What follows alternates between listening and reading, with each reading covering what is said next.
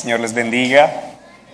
Me alegra mucho verles y estar aquí con ustedes. Qué bendición poder reunirnos a adorar al Señor, quien es tan grande, que tiene el poder para crear la tierra, el universo, por su palabra. Oremos. Tú, nuestro Señor, estás por encima de los cielos, y tu gloria domina toda la tierra.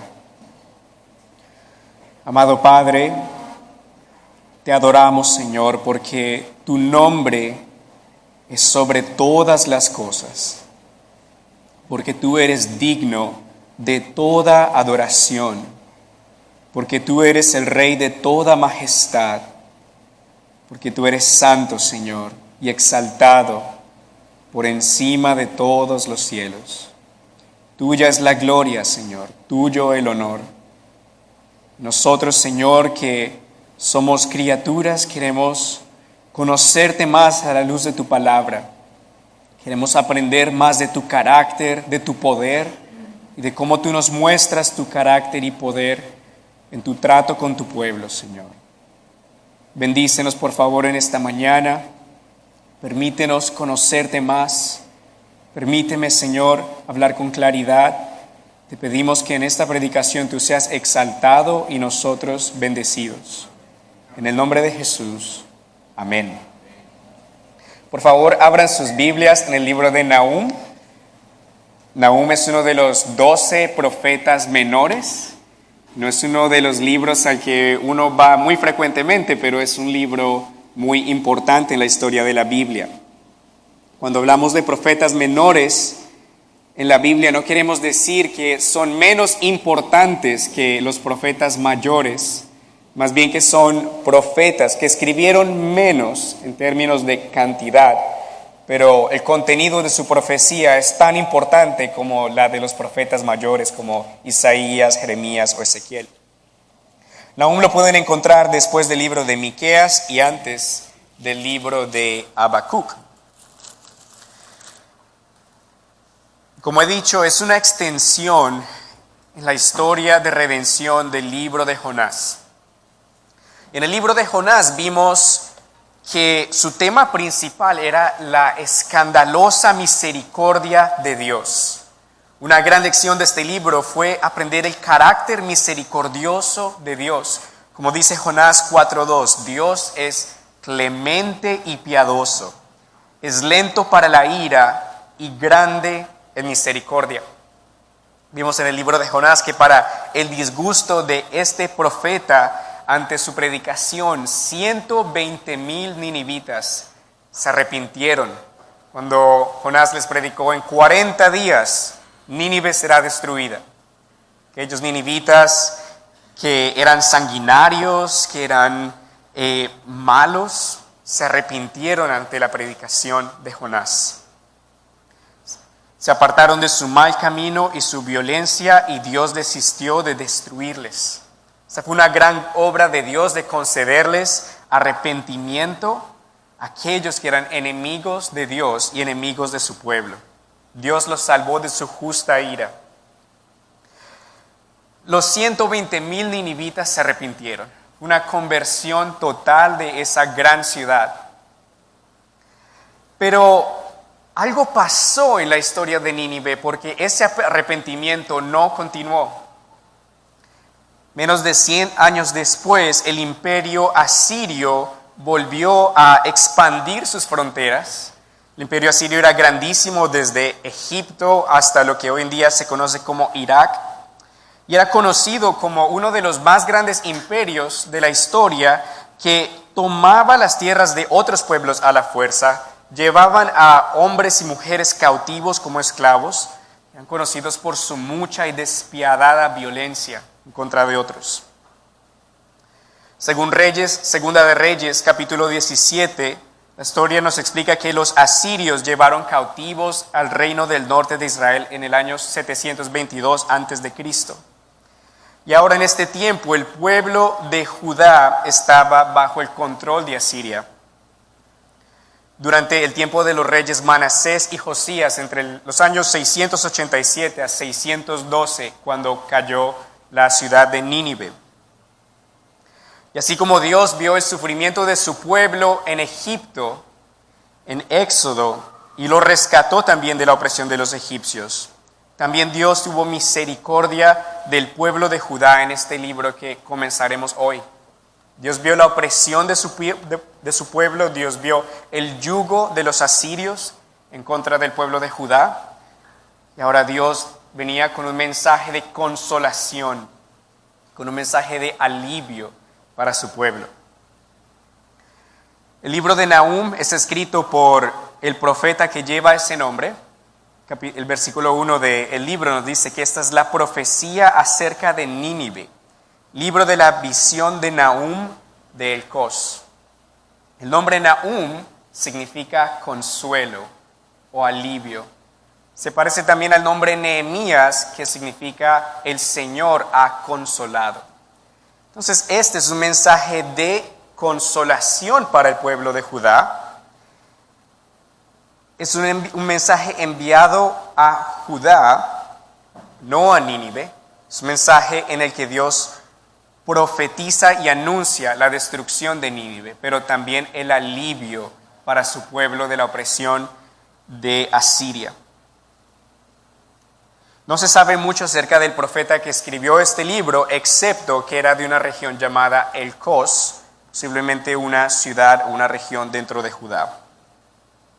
Y como hemos dicho, el propósito del libro en su totalidad es animar al pueblo de Dios a depender de Él y confiar en Él. El pueblo de Judá vivía en una situación en la que tenía un enemigo grandísimo, un enemigo que parecía invencible, que no podían quitarse el yugo de estos opresores. Parecía que no hubiera salida ante el sufrimiento y el abuso del rey de Asiria. Pero sin embargo, solo unos años después de esta profecía, el pueblo sería librado de la opresión del enemigo. Entonces, este es un mensaje, este es un libro que exalta la justicia de Dios en contra del pecado. Exalta la ira de Dios en que Dios muestra su justicia y es glorificado en su justicia. Pero también Dios cuida de su pueblo, Él cuida de su remanente y tiene misericordia de aquellos que confían en Él. Este libro también tiene gran relevancia para nosotros como iglesia hoy en día. En nuestra cultura nosotros vivimos luchas contra el enemigo, vivimos luchas contra nuestra propia carne, vivimos luchas contra la cultura en la que vivimos, que nos enseña cosas en contra de la palabra de Dios y que a veces puede hasta confundirnos. Pero el Señor prueba en este libro que Él sostiene a su pueblo, que lo ha sostenido por toda la historia y continuará sosteniendo a su pueblo. Que el Señor siempre prevalecerá y que Él siempre tiene la última palabra. Este libro también nos muestra cómo Dios se compadece del sufrimiento de aquellos que viven bajo la opresión y cómo Dios también tiene misericordia de ellos, de aquellos que buscan en Él su refugio. Este libro nos recuerda también que Dios no ignora el sufrimiento de su iglesia, de la iglesia perseguida en lugares donde es difícil ser cristiano. Que el sufrimiento de sus santos es importante para Dios y que Dios algún día llamará a cuentas la persecución de dictadores y tiranos en toda la tierra. Como hemos dicho, no es fácil hablar de la ira de Dios, no es fácil hablar de la justicia de Dios. Para muchos el concepto de la ira de Dios pareciera ser exclusivo del amor de Dios. Pero estas dos doctrinas están importantemente e íntimamente entrelazadas. Nosotros conocemos el amor de Dios en que cuando aún nosotros éramos pecadores y aún cuando merecíamos la ira de Dios, Cristo murió por nosotros. Para poder nosotros entender el amor de Dios, tenemos que primero entender que somos merecedores de la ira de Dios y de su castigo. pero que en su amor Dios proveyó a su Hijo Jesucristo para perdonar nuestros pecados. Aun cuando no lo merecíamos, Jesús murió en la cruz por nosotros, para tomar esa ira que nosotros merecíamos en su cuerpo y darnos su justicia. Para entender el amor de Dios, amigos y hermanos, tenemos que entender primero la ira de Dios. Un Dios que tiene ira también es un Dios que es digno de ser exaltado. Como dijo el pastor Alejandro, no quiere decir que Dios sea malo por tener ira, quiere decir que Él es justo y por eso debe ser reverenciado. A lo largo del libro vamos a ver en las siguientes semanas que el libro está dividido en dos generales secciones. La primera es un preludio de la batalla. Ustedes lean más este libro, van a ver escenas de como si un reportero estuviera viendo en vivo y en directo una batalla, una guerra. Se ve la toma de la ciudad de Nínive por los babilonios y asirios, babilonios y medos más adelante. Pero en el primer capítulo se ve el preludio de la batalla y en los capítulos 2 al 3 se ve la narración de la batalla. En los primeros 8 versículos en los que nos vamos a enfocar hoy nos muestran el carácter de Dios. Nos ayuda a aprender más de cómo Dios es. Estos versículos también nos dan el tono y el contexto de por qué Dios actúa como actúa en el resto del libro. Vamos a ver acá una descripción del Señor en su carácter como un Dios celoso y vengador. ¿Por qué su carácter le lleva a actuar como Él actúa en el resto del libro? Vamos a poder ver esto más claramente en los versículos 2 al 8. Vamos a enfocarnos hoy en 3 puntos de este capítulo: el carácter de Dios.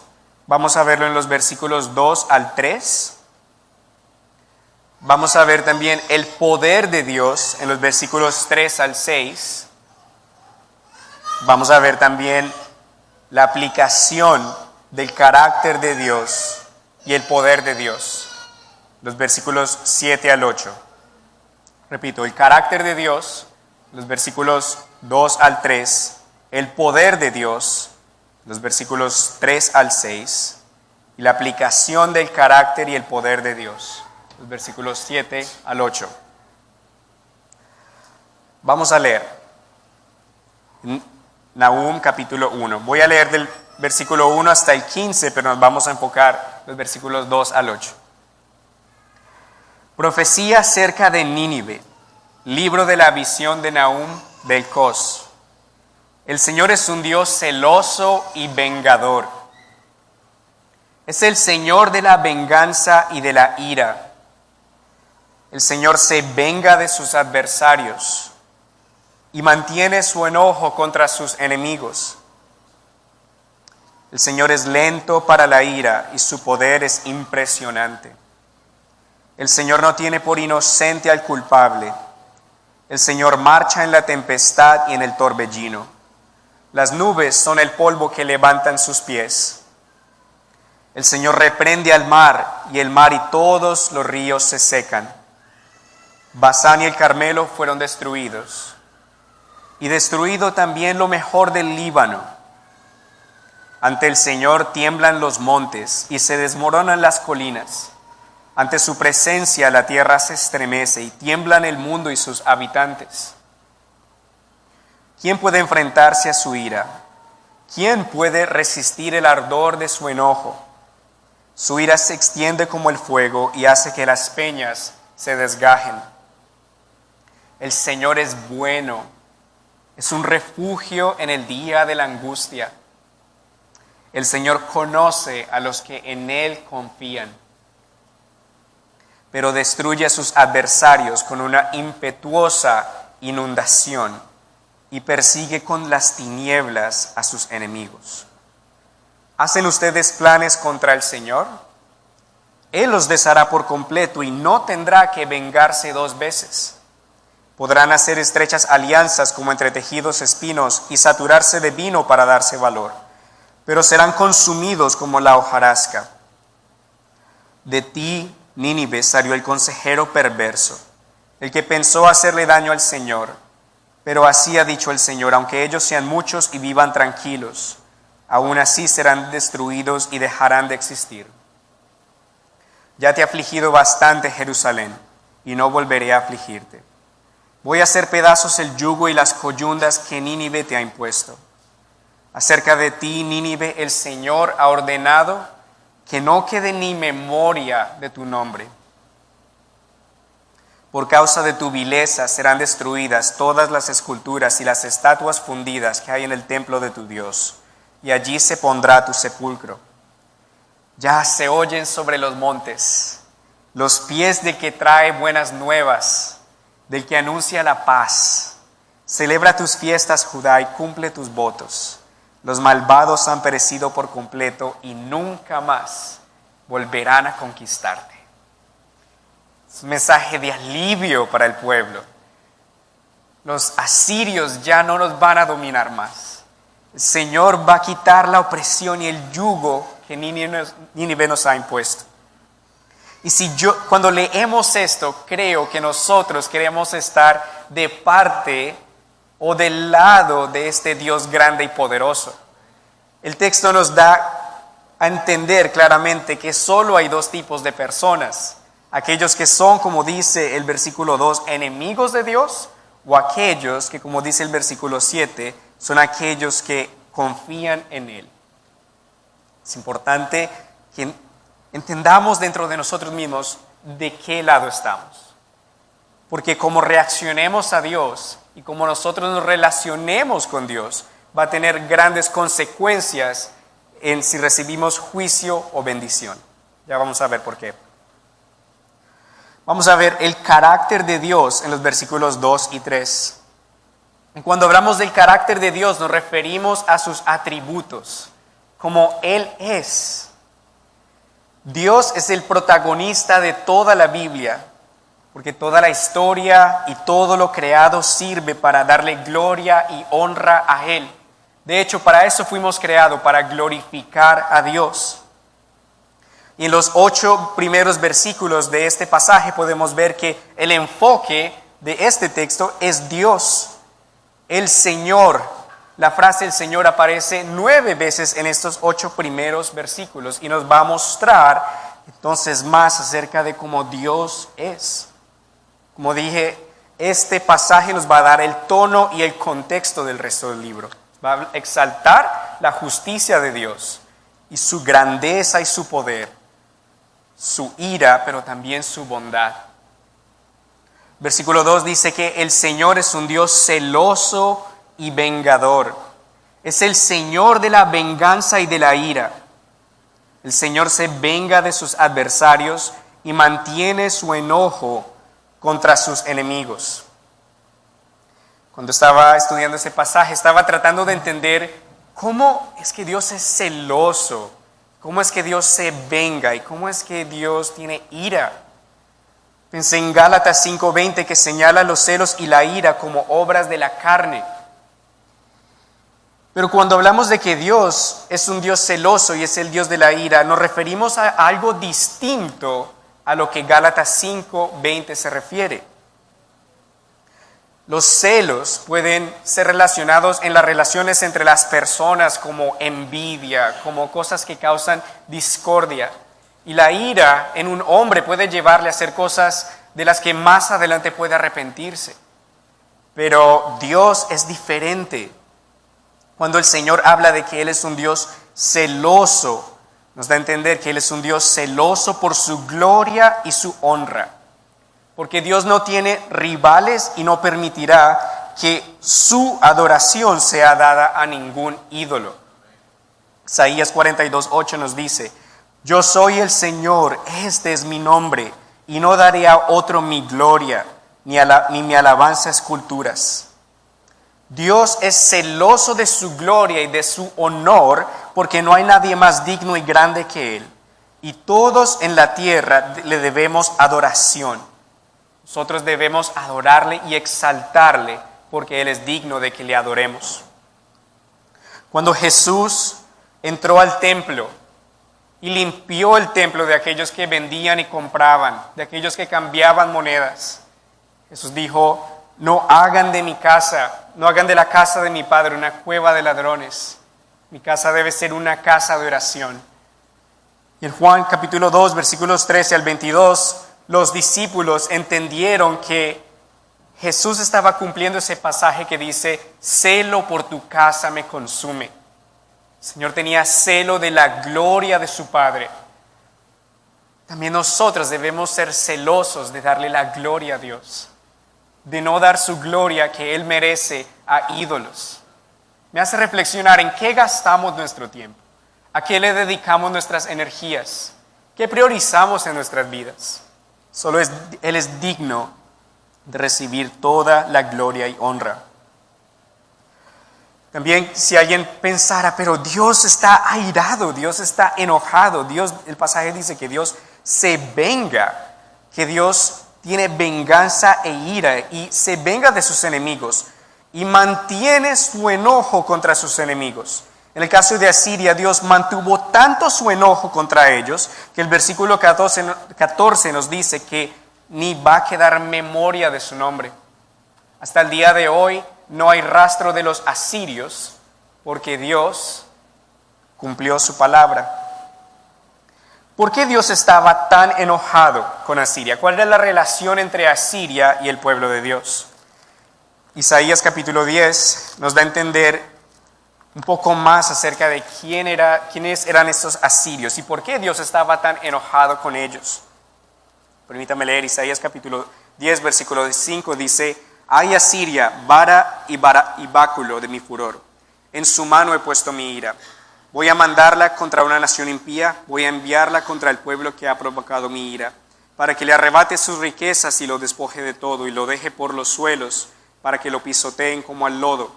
Ese pueblo no lo piensa así, ni en su corazón se imagina esto. Más bien piensa en desarraigar y destruir no pocas naciones. Pues dice, ¿acaso no son reyes todos mis príncipes? ¿Acaso no son Calno como Carquemis, Hamar como Arfad y Samaria como Damasco? Así como mi mano halló reinos de los ídolos, cuyas imágenes eran más que las de Jerusalén y Samaria, ¿no haré con Jerusalén y con sus ídolos lo mismo que hice con Samaria y con sus ídolos? Pero después de que el Señor haya acabado de hacer todo esto en el monte de Sión y en Jerusalén, Él habrá de castigar el soberbio fruto del corazón del rey de Asiria y el brillo de sus altivos ojos. Porque Él dijo, esto lo he hecho con el poder de mi mano y con mi sabiduría, porque soy muy inteligente. A los pueblos les quité sus territorios y saqué sus tesoros, y como un valiente derroqué a los que reinaban. Mi mano halló las riquezas de los pueblos como quien halla un nido, como quien recoge los huevos abandonados. Así me apoderé yo de toda la tierra, sin que nadie aleteara, ni abriera la boca, ni graznara. ¿Puede el hacha sentirse mayor que quien corta con ella? ¿Creerá la sierra que es más que el que la mueve? ¿Cómo podría el báculo levantar al que lo lleva? ¿Cómo levantará el bastón a quien no es madera? Por eso Dios, el Señor de los ejércitos, hará que los robustos se vuelvan débiles, y bajo su poder encenderá una hoguera y arderá como fuego. La luz de Israel será un fuego y su santo será una llama que en un día consumirá por completo sus cardos y sus espinos. Consumirá totalmente el esplendor de su bosque y de su fértil campo, su alma y cuerpo, y quedará como un abanderado derrotado. En su bosque quedarán tan pocos árboles que hasta un niño los podrá contar. La gloria y todo el poder de Asiria algún día iba a venir a su fin, porque Dios estaba airado por la arrogancia del rey de Asiria. Más adelante se puede ver en Isaías 36 que el rey Senaquerib, rey de Asiria, trató de tomarse a Judá y desafió al rey, desafió al pueblo y desafió al Señor. Isaías 36, versículo 14 dice, escuchen las palabras del gran rey, el rey de Asiria. Así dice el rey, que no los engañe Ezequías, el rey de Judá, porque no va a poder salvarlos. Que no les haga Ezequías confiar en el Señor al decir, el Señor los librará. Esta ciudad no caerá en manos del rey de Asiria. No le hagan caso a Ezequías. El rey de Asiria les dice, hagan la paz conmigo, entréguense a mí, cada uno de ustedes podrá comer de su viña y de su higuera, y beberá también de las aguas de su pozo. hasta que yo venga y los lleve a una tierra como la de ustedes, una tierra en la que abundan el trigo y el vino, el pan y las viñas. Tengan cuidado, que no los engañe Ezequías con eso de que el Señor los salvará. ¿Acaso los dioses de las otras naciones pudieron salvar a sus países de la mano del rey de Asiria? Qué arrogancia, qué insolencia de parte del rey de Asiria en referirse así hacia Dios, como si Dios fuera cualquier otro Dios. Más adelante Dios se vengó del rey de Asiria. Más adelante, en capítulo 37 de Isaías, el Señor envió a su ángel y destruyó a todo el ejército de Asiria. Y Sennacherib tuvo que regresarse a Nínive, donde tuvo un final horrible. Pero entonces podemos ver que Dios tiene toda la razón en estar airado contra su enemigo Asiria.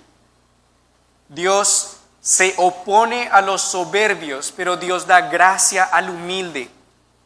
A Dios no le gustan los altivos, a Dios no le gustan los que son presumidos, porque solo Él merece ser glorificado. A Dios no le gusta aquellos que oprimen a otros. Dios es un Dios santo y bondadoso. Podemos ver entonces que Dios ejecutó su juicio más adelante sobre Asiria, pero también podemos ver que el Señor en la historia ha también traído su juicio hacia otros imperios, hacia los babilonios, griegos, persas, romanos, y hasta el día de hoy podría decirse que este libro nos da la confianza de que también Dios algún día va a juzgar a aquellos que oprimen a su pueblo. El Señor nos provee la confianza de que Él aliviará a su pueblo de la opresión de otros, que Él no pasará por alto el pecado. Y aunque la iglesia hoy en día viva oposición, nosotros no debemos tomar o tratar de tomar la justicia en nuestras propias manos. ¿Cuántas veces cuando somos testigos de una injusticia o nos sentimos molestos por algo que sabemos que está mal, quisiéramos nosotros vengarnos? Quisiéramos nosotros decir, no, yo voy a tomar esto, yo voy a tomar el control, yo sé que yo puedo pagar esto. Pero el Señor nos enseña que la venganza es de Él. El Señor nos enseña que la venganza es del Señor. Como Israel, nosotros dependemos del Señor, cuyo poder es impresionante. Nosotros no debemos tratar de vengarnos de quienes nos ofenden. No debemos tratar de asumir el lugar de Dios, sino que más bien debemos depender de Dios y recordar que la venganza es suya. Romanos 12:19 dice, no paguemos a nadie mal por mal. Procuremos hacer lo bueno a los ojos de todo el mundo, si es posible, y en cuanto dependa de nosotros, vivamos en paz con todos. No busquemos vengarnos, amados míos. Mejor dejemos que actúe la ira de Dios, porque está escrito, mía es la venganza, yo pagaré, dice el Señor. Por tanto, si nuestro enemigo tiene hambre, démosle de comer. Si tiene sed, démosle de beber. Si así lo hacemos, haremos que éste se avergüence de su conducta. La mejor manera que puedes pagar un mal es dando bien, es dando amor. Entonces, si en tu trabajo te tratan mal, o si te hace mal alguien que hasta tú no esperarías que te hiciera mal, responde mal por bien. Jesús nos enseñó el ejemplo de amar a nuestros enemigos, de perdonar a los que nos ofenden. Recordemos que la venganza es del Señor. Debemos más bien buscar y procurar la salvación de otro. ¿Qué ejemplo tan grande da que si alguien te ofende, en vez de tú regresar el golpe, tú pones la otra mejilla? Este es el ejemplo de quien Jesús es. La venganza es del Señor. El texto también nos dice en el versículo 3 que el Señor es lento para la ira y su poder es impresionante. El Señor no tiene por inocente al culpable. Ya hemos visto en el libro de Jonás que Dios es lento para la ira y grande en misericordia. Su amor es sufrido, su amor es paciente, su amor es benigno. El Señor tiene paciencia con nosotros. Es asombroso ver la paciencia y la gracia de Dios para con su pueblo. En Éxodo 32, después de Dios darle las tablas del pacto, los 10 mandamientos al pueblo, mientras que Moisés se fue a hablar con Dios, el pueblo estaba abajo haciendo un becerro de oro y adorando a un becerro. Pero Dios no escogió destruirlos, sino que es lento para la ira y grande en misericordia. Se compadeció de esa gente. No los exterminó, sino que más bien siguió comprometido con ellos, amándoles. El Señor también tuvo misericordia de los ninivitas, les perdonó sus pecados en Jonás, tuvo paciencia de ellos. Y también a diario el Señor tiene paciencia con nosotros. A diario pecamos, pero aún así el Señor es lento para la ira y grande en misericordia con nosotros. Salmo 103, versículos 8 al 10 dice: el Señor es misericordioso y clemente, es lento para la ira y grande en misericordia. No nos reprende todo el tiempo, ni tampoco para siempre nos guarda rencor. No nos ha tratado como merece nuestra maldad, ni nos ha castigado como merecen nuestros pecados. Amados hermanos, esto debe animarnos, acercarnos al Señor, a atesorar su misericordia y su paciencia con nosotros. Alabarle porque Él es bondadoso y no nos trata como nuestros pecados merecen, sino que nos perdona en Jesucristo. Si confesamos nuestros pecados, Él es fiel y justo para perdonar nuestro pecado y limpiarnos de toda maldad. Ahora, el hecho de que Dios sea lento para la ira no quiere decir que Él no se va a irar. Aunque su ira sea lenta, el texto nos dice claramente que Él también se aira, que Él también se enoja. De hecho, Romanos capítulo 1, versículo 18, nos habla de la ira de Dios, no solamente en contra de los judíos, sino de todas las naciones, de todos los pueblos. Romanos 1:18 nos dice que la ira de Dios se revela desde el cielo contra toda impiedad y maldad de quienes injustamente retienen la verdad. El Señor tiene ira, es lento para la ira, pero algún día va a ejecutar toda su ira. Pero el Señor es paciente con los pecadores y esta paciencia debe motivarnos al arrepentimiento, porque Él es paciente, porque es compasivo con los pecadores y desea que los pecadores seamos salvos por su gracia. Segunda de Pedro 2:9 nos dice que el Señor no se tarda para cumplir su promesa, como algunos piensan, sino que nos tiene paciencia y no quiere que ninguno se pierda, sino que todos se vuelvan a Él.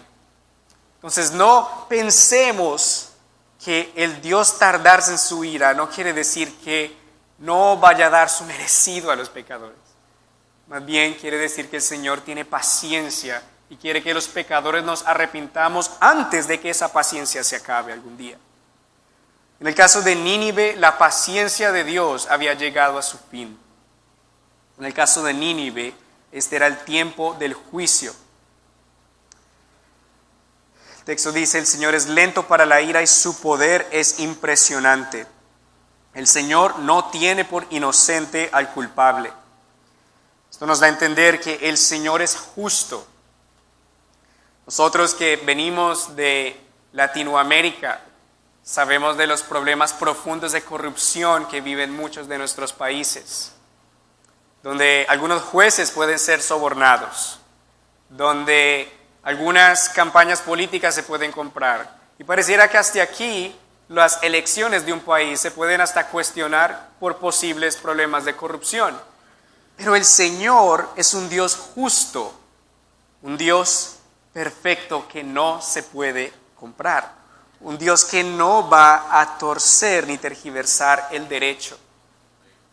El Señor no tiene por inocente al culpable, el Señor es justo. Qué descanso saber que el Señor es justo, que Dios es perfecto en lo que hace, que Él no va a cambiar de parecer mañana porque Él sabe lo que es correcto y Él es el estándar perfecto de lo que es justicia, de lo que es perfección. Para nosotros los pecadores es una también difícil noticia de digerir, porque si Dios es justo y nosotros queremos estar delante de este Dios perfecto que exige perfección, debemos tener una justicia que nosotros no poseemos. Todos somos pecadores y hemos quedado destituidos de la gloria de Dios. Esa justicia no está en nosotros. Nosotros no podemos complacer a Dios por nuestra moral ni por nuestra obediencia a los 10 mandamientos, porque no tenemos la perfección que el Señor requiere. Pero el Señor en su misericordia nos ha provisto de las buenas nuevas del Evangelio. El Señor proveyó a Jesucristo para que Él tomara el lugar del culpable y nos declarara justos y sin mancha por Él. ¿Cómo puede ser Dios justo si Él declara como justos a pecadores como nosotros? El libro de Romanos, en el capítulo 3, versículos 25 al 26, nos dice que Dios proveyó a su único Hijo Jesús como sacrificio de expiación por medio de la fe en su sangre. Esto lo hizo Dios para manifestar su justicia, pues en su paciencia ha pasado por alto los pecados pasados, para manifestar su justicia en este tiempo, a fin de que Él sea el justo y al mismo tiempo el que justifica al que tiene la fe en Jesús. Es decir, Jesús, las buenas nuevas del Evangelio, es que Dios envió a Jesús, su Hijo amado en quien Él se complace, a morir en una cruz por nuestros pecados y tomar la ira de Dios en contra de nuestro pecado. Tomar nuestro castigo que nosotros merecíamos en su cuerpo, absorber la ira y dar su sangre como el pago por nuestros pecados, y así declararnos justos, así perdonarnos para que hoy podamos tener la perfección que necesitamos delante de Dios. Pero no solamente Él murió, sino que también resucitó en poder y gloria y venció a nuestros enemigos. Venció al enemigo, venció a la muerte y al pecado. Y por eso en Él es que ponemos nuestra confianza. Él es quien nos justifica. Entonces hemos visto el carácter de Dios, hemos visto que Dios es un Dios lento para la ira, que es grande en misericordia, es un Dios celoso y vengador, es el Dios de la venganza, el de la ira, es el Dios que se venga de sus adversarios, es el Dios que algún día va a vencer a toda oposición a Él en la tierra. Es un Dios que también tiene misericordia de los pecadores, esperando que se arrepientan y vengan a Él.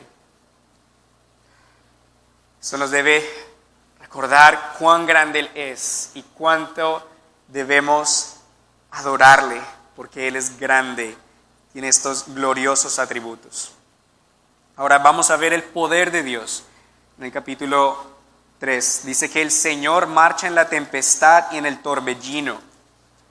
Las nubes son el polvo que levantan sus pies.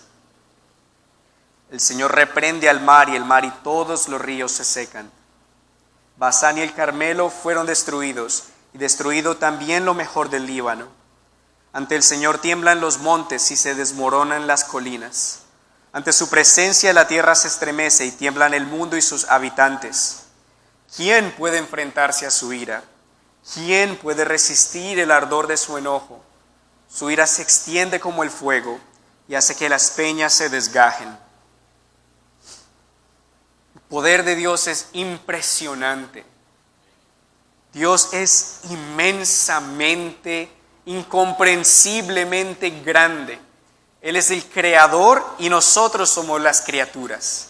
Él es Dios y nosotros no lo somos.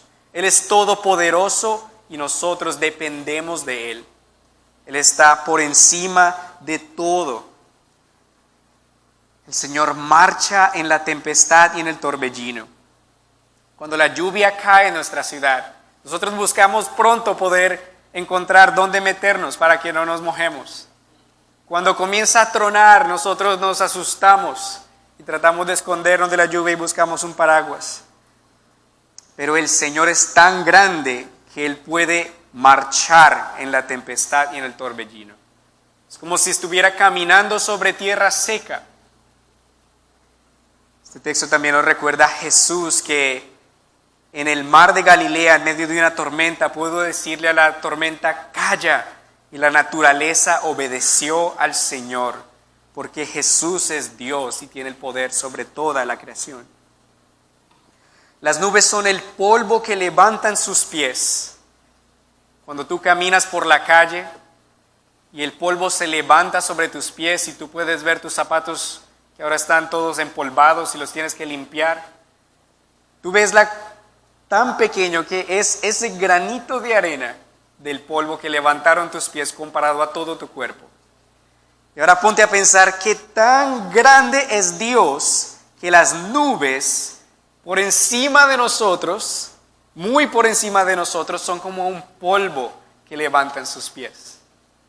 No que Dios tenga pies, porque Dios es espíritu. Dios no tiene manos ni pies, pero el autor nos da a entender esto de una forma que podamos nosotros comprender la grandeza de Dios, que Él es tan grande que puede pasar por tempestades, puede calmar tormentas, y la creación es completamente dependiente de Él. El Señor reprende el mar, y el mar y los ríos se secan. El Señor abrió el mar en dos, abrió el mar Rojo en dos para que el pueblo de Israel pudiera pasar como en tierra seca. El Señor también partió el río de Jordán para que el pueblo de Israel pudiera pasar como en tierra seca, también en el libro de Josué. El Señor tiene poder para crear mares y ríos caudalosos, pero también por su sola orden tiene el poder para secar esos ríos. El Señor tiene poder para proveer en abundancia, pero también tiene poder para poder secar los ríos. El autor nos habla acá de unos lugares llamados Basán y Carmelo y Líbano. Son lugares que estaban ubicados al norte de Judá y eran lugares conocidos por su fertilidad, por la abundancia de bosques. Eran lugares que lógicamente eran conocidos por su fertilidad para la agricultura. De allí se producía mucha comida. Pero el Señor tiene el poder para crear cosas grandes, pero también tiene poder para destruir. Dios tiene poder para hacer y deshacer. El Señor creó de la nada y del desorden y del caos cuando todo estaba desordenado en Génesis 1:2. Él creó el mundo y puso todas las cosas en orden. Pero el Señor es tan poderoso que también puede crear caos y desorden.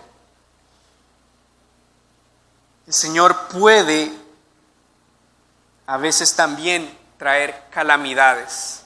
Y aunque nosotros no podamos entenderlo, en su infinita sabiduría y providencia, Él usa aún las calamidades que pueden venir a nuestras vidas para su gloria y para nuestro bien. Cuando Job vivió esa gran prueba, el Señor, Job y su esposa cuestionaba a Job por todavía confiar en el Señor.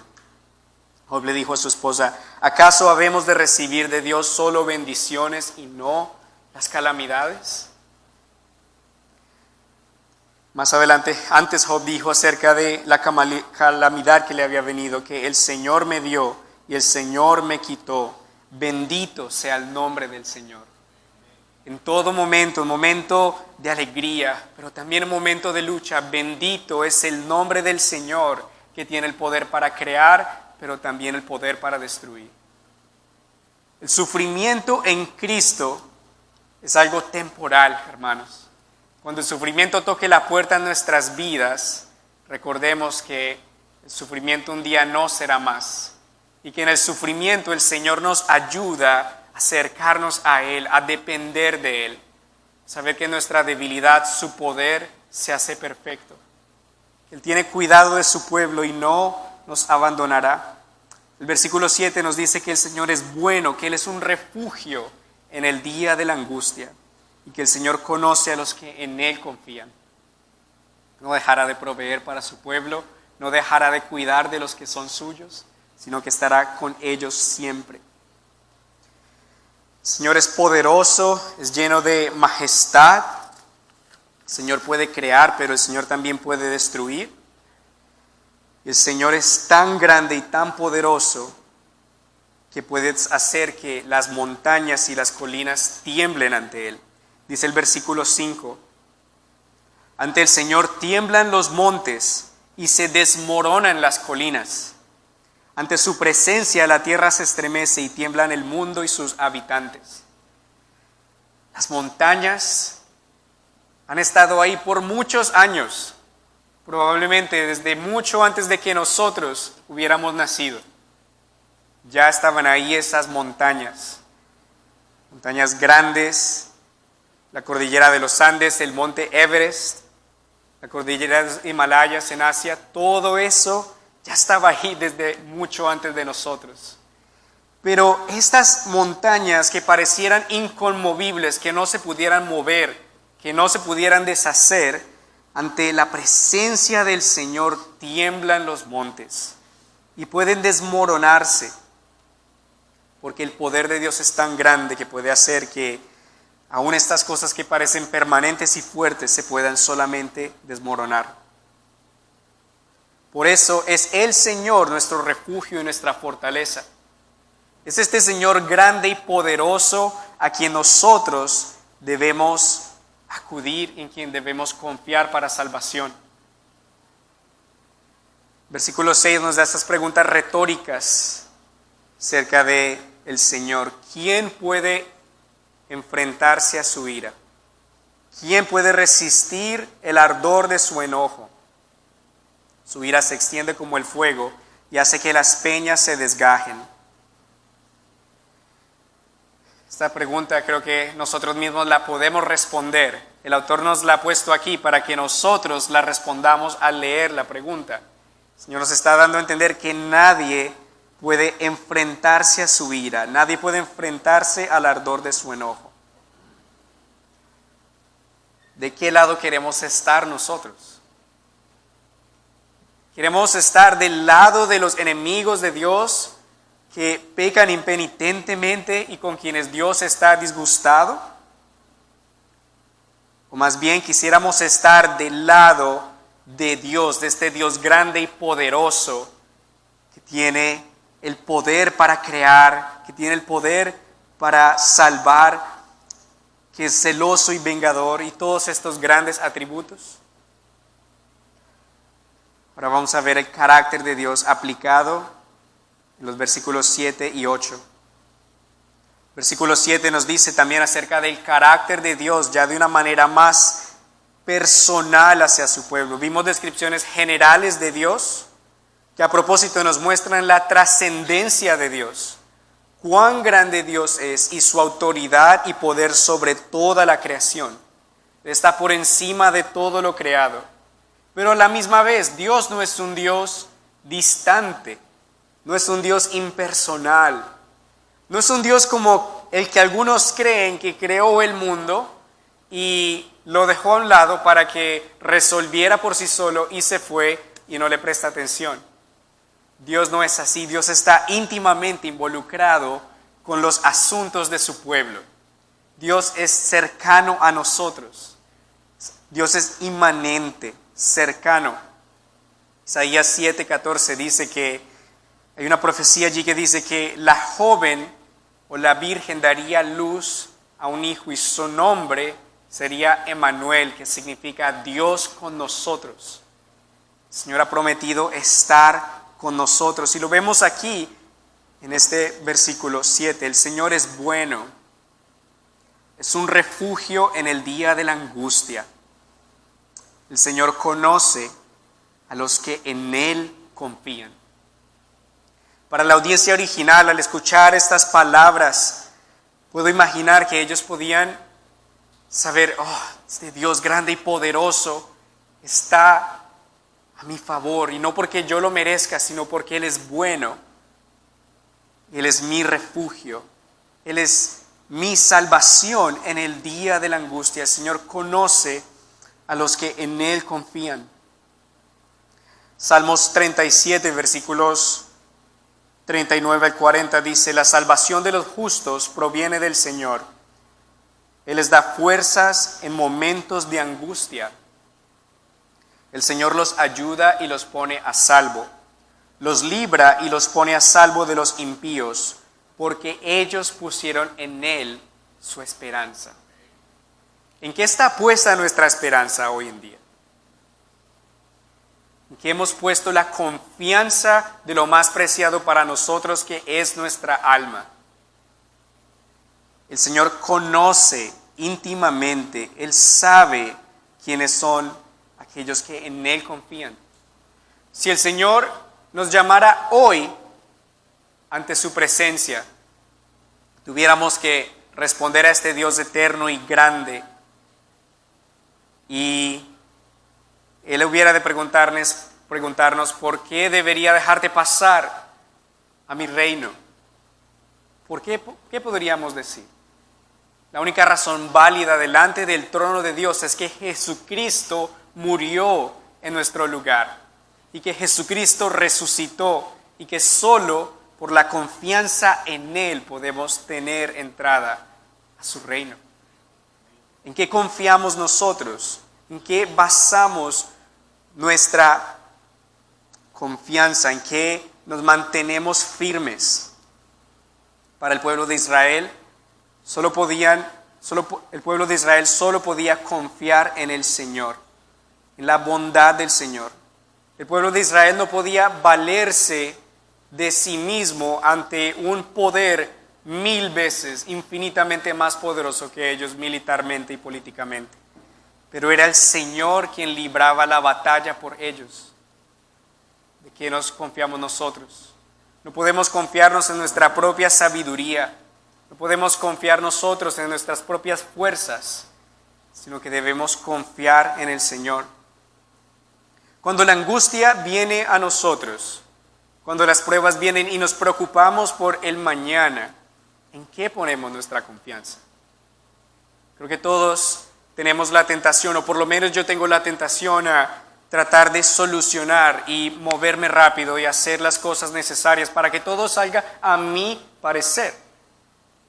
Pero no debe ser así. Debemos más bien humillarnos delante de Dios y expresarle al Señor nuestra confianza en Él y nuestra dependencia en Él. Debemos luchar contra la tendencia de depender de nosotros mismos y depender del Señor. El Señor es bueno, hermanos. El Señor nos libró del peor de nuestros enemigos. Así como el Señor libró a Judá de Asiria, el Señor a nosotros también nos ha librado de un enemigo mortal. El Señor ha vencido a nuestros enemigos. El Señor nos ha dado victoria sobre lo que nos oprimía. El Señor nos dio perdón y salvación en Cristo. Miren lo que dice Colosenses capítulo 2, versículos 13 al 15. Habla de nuestra condición, la que estábamos sin Cristo. Como éramos vulnerables ante la opresión del pecado y del diablo y de la carne y del mundo. Pero miren lo que ha dicho el Señor. Antes ustedes estaban muertos en sus pecados. Aún no se habían despojado de su naturaleza pecaminosa. Pero ahora Dios les ha dado vida juntamente con Él y les ha perdonado todos sus pecados. Ha anulado el acta de los decretos que había contra nosotros y que nos era adversa, la quitó de en medio y la clavó en la cruz.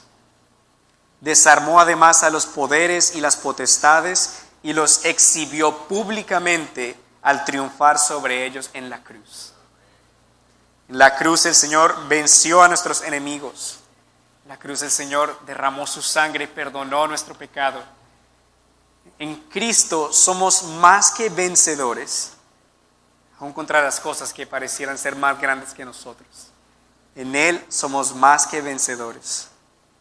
El capítulo 8 también nos recuerda que el Señor es bueno para los que en Él confían, pero destruye a sus adversarios con una impetuosa inundación y persigue con tinieblas a sus enemigos. De parte de qué lado queremos estar. ¿Queremos estar del lado de aquellos que confían en el Señor?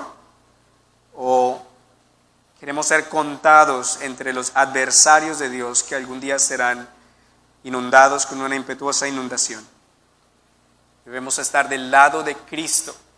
El Señor ofrece perdón y gracia, y mientras que hay tiempo, mientras que Jesús no ha regresado y mientras que tú puedas respirar, reconozcamos que cada respiro, que el solo poder ver es gracia de Dios, pero que si no estamos en Cristo, Dios está airado con el pecador todos los días.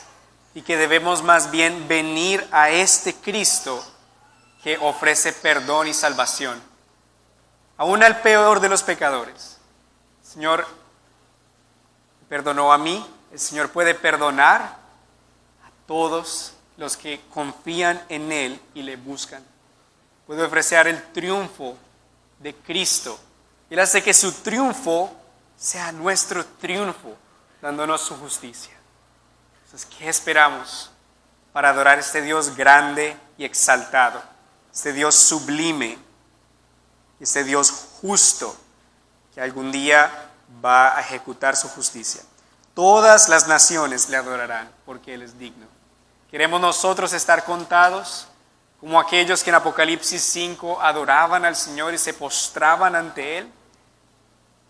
En Él encontramos nuestra confianza y bendición. Oremos. Señor, queremos adorarte por tu carácter, por lo que hemos podido ver en estos primeros versículos de Nahum. Tú eres nuestro consuelo, Señor Jesús. Tú eres un mejor Nahum para nosotros, que tú nos traes tu salvación. Te alabamos, Señor, por cómo tú obraste en el pasado a favor de tu pueblo, por cómo tú protegiste a tu pueblo de sus enemigos, por cómo tú provees abundante perdón y misericordia a los pecadores que se arrepienten y regresan a ti. Todos, Señor, tenemos una deuda grandísima contigo que no podemos pagar. Tú requieres una perfección que nosotros no tenemos por nuestra propia cuenta. Si tú contaras nuestros pecados, Señor, ¿quién podría enfrentarse a tu ira? Pecamos, Señor, sin siquiera tener conocimiento de ello, Señor. Pero tu misericordia y tu gracia es mayor para aquellos que te temen y confían en ti, Señor. Gracias por Jesús, tu Hijo, quien murió en nuestro lugar en la cruenta cruz, quien sufrió tu justa ira en contra de nuestro pecado, quien derramó su sangre por nosotros, pero quien al tercer día resucitó triunfando sobre sus adversarios y nuestros adversarios. A ti sea la gloria, Señor. Queremos que nuestras vidas sirvan como un testimonio de alabanza a ti, Señor, y de adoración por tu grandeza. Pedimos que tu palabra dé fruto para tu gloria en nuestras vidas. Que nos permitas adorarte más y conocerte más por quien tú eres y lo que has hecho por nosotros. En el nombre de Jesús. Amén.